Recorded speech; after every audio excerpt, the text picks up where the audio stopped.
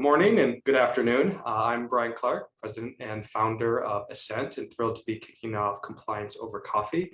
Again, Compliance Over Coffee is a series that's dedicated to talking to business leaders about doing what's right and why it's better for business. Ultimately, compliance is more than just rule following. It's about actively and proactively managing risk. And today, I'm really excited to talk to someone that, old friend from many years ago, Lewin, co-founder and head of client delivery at RegTech Associates out of London. We're going to talk a little bit about technology, about your experience in the market, some of your research. So firstly, welcome and thank you for joining us today. Well, thanks so much for having me, Brian. It's really great to catch up with you after what seems, as we were just saying, a very long year. That's right. I think we were mentioning it's been a decade this year. Yes. So first, just a little background, your background and your role at RegTech Associates. What's the mission and what are you doing to bring to the industry? So I am co-founder and head of client delivery and research at RegTech Associates. Our mission sounds very grand. It's all about realizing the value of RegTech. And I think by that, we really believe that technology can help regulated firms, not just financial services, but all types of regulated firms, meet their obligations in terms of regulation more effectively, more efficiently, manage risk better, which ultimately leads to, and certainly in financial services, a stronger and more stable financial system, and also hopefully better outcomes for customers and investors. So it's really about helping the buyers understand what's out there in the market, and the sellers really making sure that they understand the problems that their technology is trying to fix. Well, that grand vision, right? It all starts with a grand vision. Yes. And, from a mission standpoint, certainly RegTech is a burgeoning area, but I love what you said about not just financial services. Obviously, it was born out of financial services, but there's application across. What's your current take on that? How do you see it expanding over time and becoming a real kind of grown-up industry or a segment that can help these different businesses? I think it's really interesting. I think there's probably some businesses like industries, like life sciences, like pharmaceuticals, that are heavily regulated and have probably been making use of technology to help with regulation, but it's just not been labeled RegTech in the same way it has been in financial services. So I think if you lifted up the bonnet or the hood, as you guys say, you would probably find a lot of RegTechs in other industries already. But I think we're also starting to see RegTechs from financial services move into other industries, particularly energy. We're working with a couple of companies who are working in healthcare.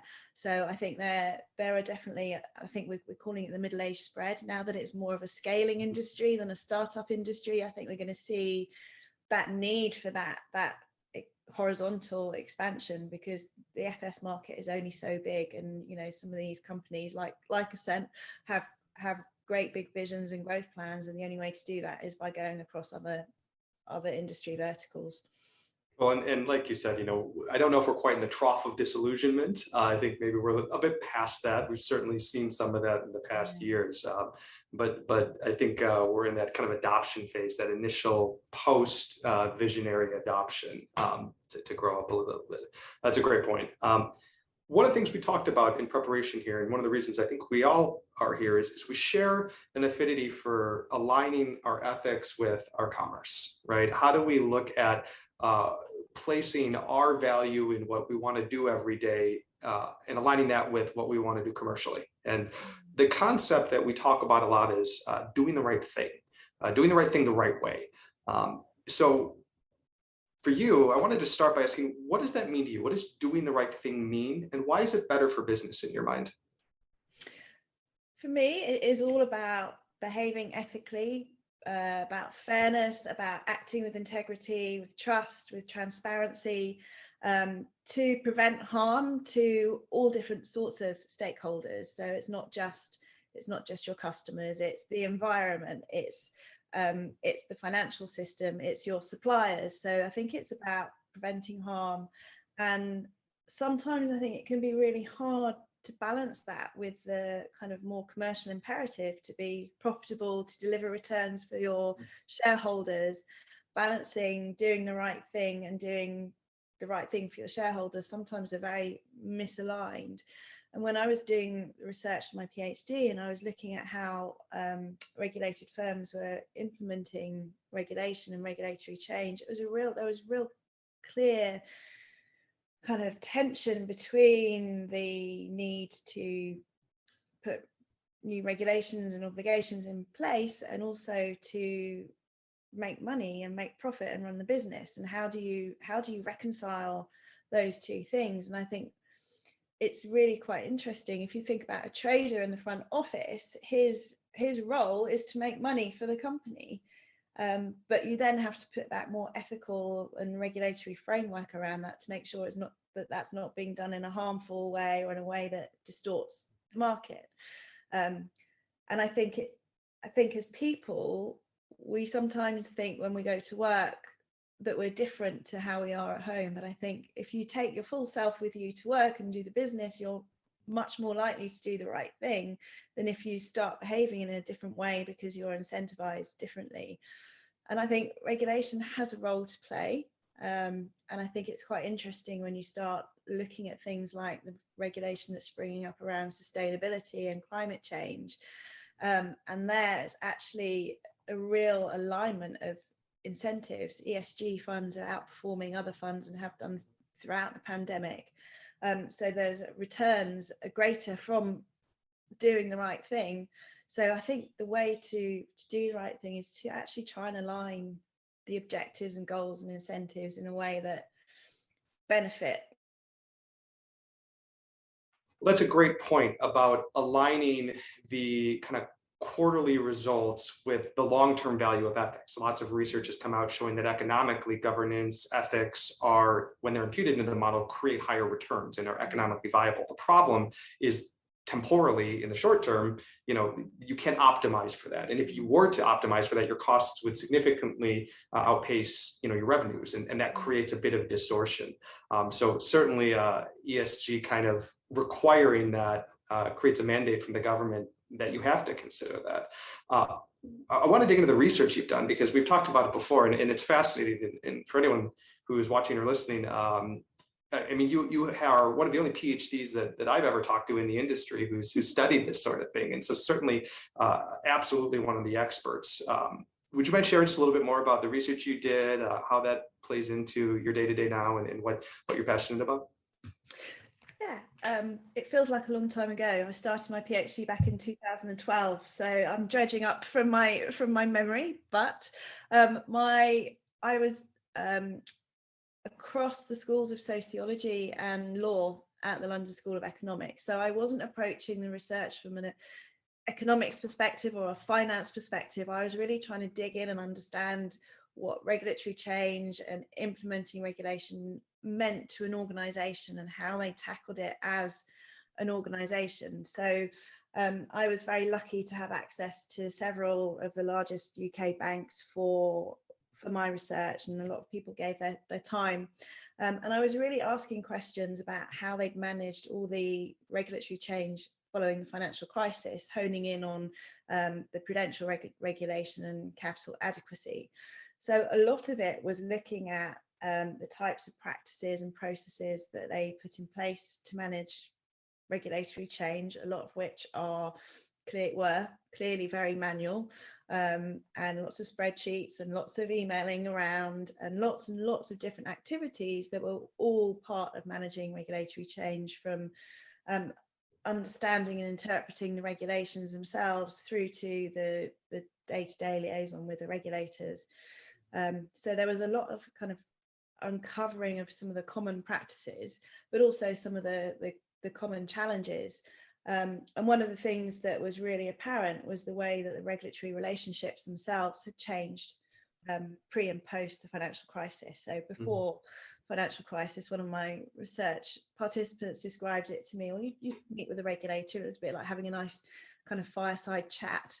And then post crisis, the interactions became a lot more formal, and in some instances downright hostile, which is a real reflection on how the relationship really between the regulators and the regulatees had broken down, that trust had broken down. So it was really a lot about rebuilding that trust, and the financial institutions reacted by formalizing their processes, by professionalizing regulation and compliance, by elevating the status of the people who were responsible for that within financial services organizations, almost creating a new C-suite role of a chief regulatory officer, or the chief compliance officer becoming much more important in the organization. So there was this, I called it a dialectical dance between the way that the regulator behaved and then how the regulatees responded, and that kind of creates a kind of a virtuous circle to rebuild some of that trust between the regulated firms. And the other thing that I was really interested in was the impact of that volume of change itself.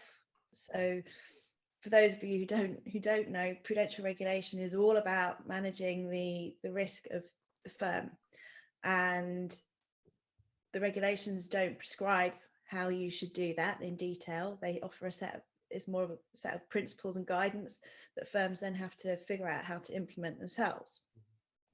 But if those regulations are constantly changing, how can you then implement them so that they actually drive to the core of your business? So by continual tweaking and changing, firms are always continually playing catch up in terms of whether they're going to be compliant or not.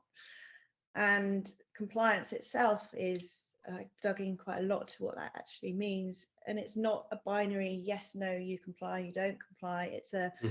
It's more of a negotiated process, of negotiation. And I think shedding some light on the nuance around that for me was really interesting, because then you start thinking about how you apply technology to that, which is a very binary thing. How can you interpret something that's non-binary and as a negotiation into code? So you know, I could probably talk about this for the whole time, Brian, but I'll leave it there. It was a really fascinating piece of research, and I think one of the lessons I took from it is that a lot of things could be done better through the use of technology. And so encountering RegTech and technology just really opened my eyes to finally there are some solutions to some of these problems. Well, I think you were clairvoyant in two ways. Certainly the rise of risk and compliance. And I think secondly, to that point on the world's not binary, I think a lesson that many people try to force outcomes into those buckets. And the reality is, you know, as we always hear, the devil's in the details. It's really about that gray area. How do you interpret? We've found that intent matters even more now than it used to, but it's harder to show intent when everything's quantitative or in numbers. So certainly, you know, new solutions, new problems as we start to change that dynamic with regulators. I want to get on something that you mentioned, which is how technology is starting to become a big component of this. I know you've done a lot of work in technology with RTA, and just personally, we've always discussed those. You know, what are you seeing about the adoption of technology, you know, when it comes to, again, this doing the right thing, right? How do they use it? How is it being used? And what are you seeing trend-wise in the market? It's a really good question. I think it's probably worth saying that the use of technology for managing risk isn't new. For governance and risk and control, it's not new. It's been around for a long time. I think what we're seeing is the emergence of new types of technology to deal with old problems. And we've recently, with the City of London Corporation, done a big piece of research into the state of the UK RegTech industry and levels of adoption. And it was really clear from that research that levels of adoption of RegTech and advanced technology isn't where it needs to be to improve things. And there's a whole set of barriers to technology adoption, many of which are internal to regulated firms, but many are wider in the market. The role of the regulator in that adoption, the funding that's available for RegTech firms to scale. But interestingly, and this probably won't be a surprise to you working in a RegTech, the single biggest barrier to adoption was the length of time and the difficulty when it comes to trying to sell technology into large financial services organizations through no fault of their own. I should add, it's, you know, it's as frustrating internally for them as I think it is for those being trying to sell.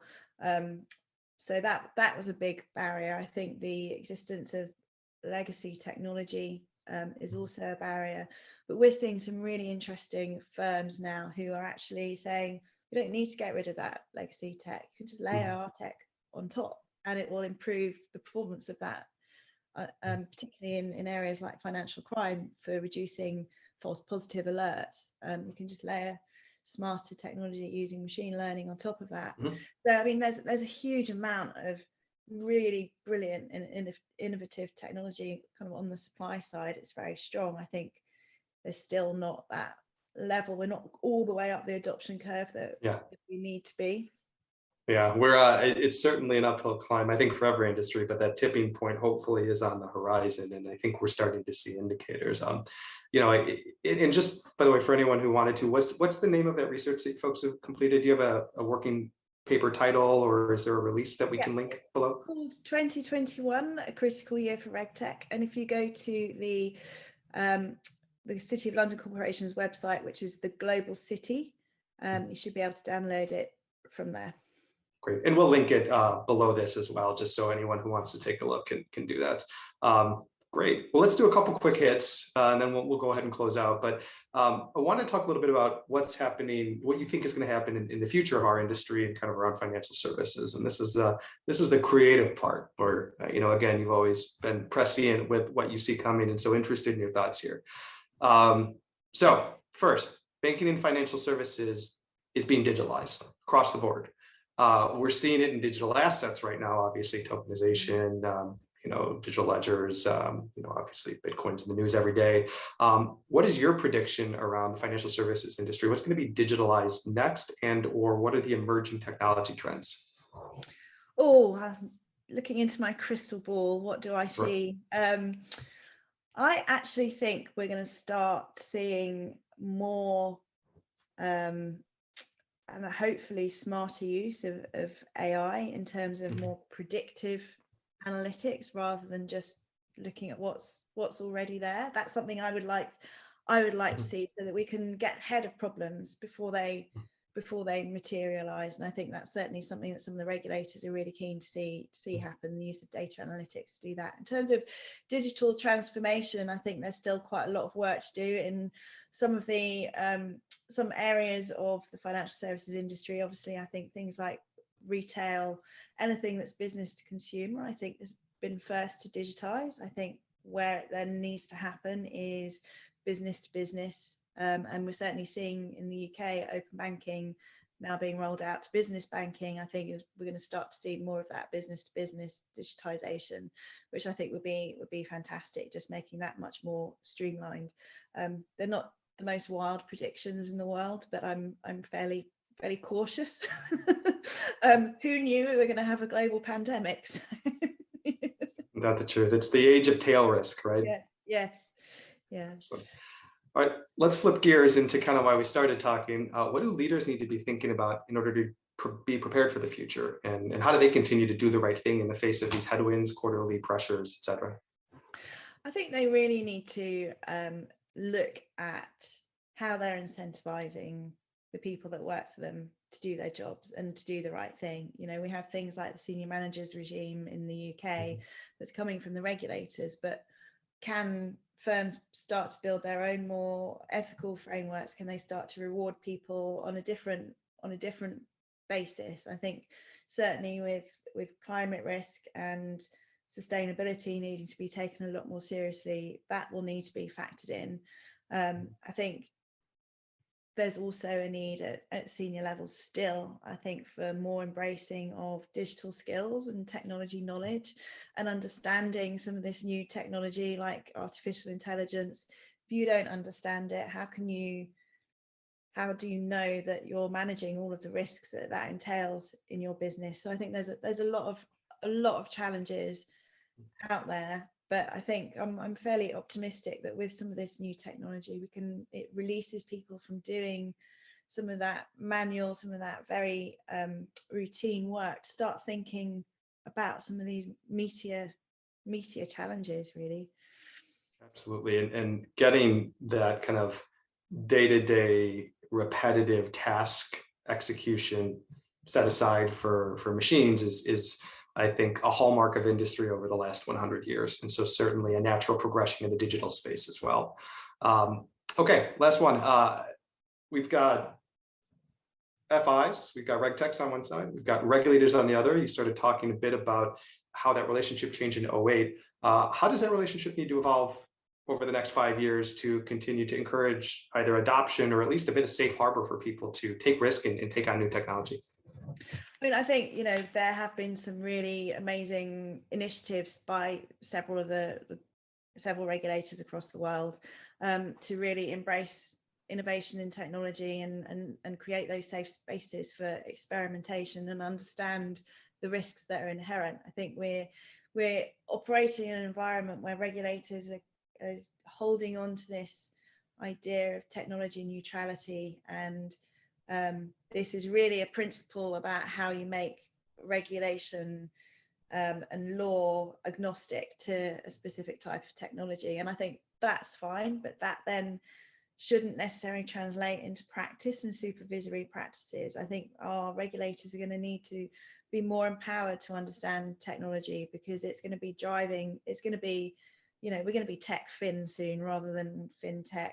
Everything's going to be underpinned by technology. And I think it's a bit concerning if regulators aren't keeping up to speed with that innovation, not just in terms of being able to have those conversations, but also in terms of being able to manage some of the risks that the adoption of that technology might entail. I would say, though, that generally we're seeing the regulators themselves are doing some very interesting things with technology across the world. The Financial Stability Board put out a report, I think, in January this year, with lots and lots of different case studies of how regulators themselves are adopting technology.